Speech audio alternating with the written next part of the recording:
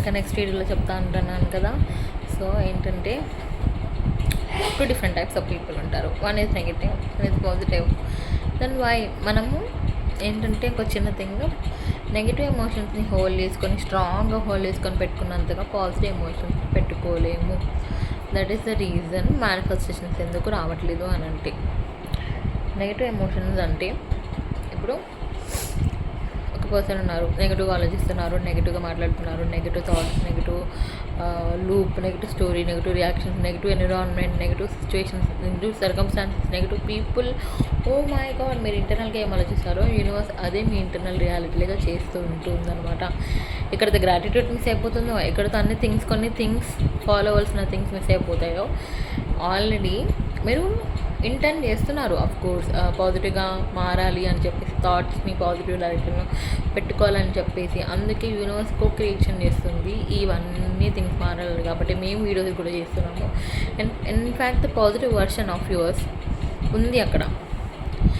ఒకసారి విజువలైజ్ చేయండి, ఈ పర్సన్ ఎలా బిహేవ్ చేస్తారు, ఈ పర్సన్ ఎలా మాట్లాడతారు, ఈ పర్సన్ రియాలిటీ ఎలా ఉంటుందని.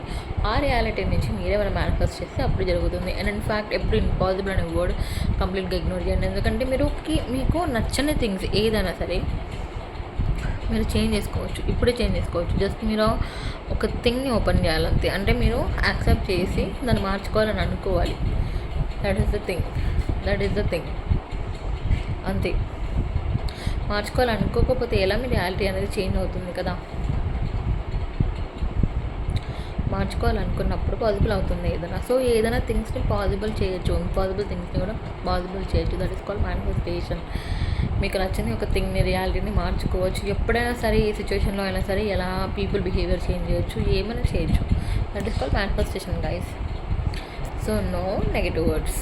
ఇంత స్టోరీ ఉంది దీని వెనకాల. Why we hold negative emotions so much అని అంటే మనం చిన్నప్పటి నుంచి విన్నది చూసింది అలా కాబట్టి దాన్ని రిమూవ్ చేయడం కొంచెం కష్టమవుతుంది. బట్ టైం అనేది పెడితే మాత్రం ఏదైనా చేంజ్ అవుతుంది.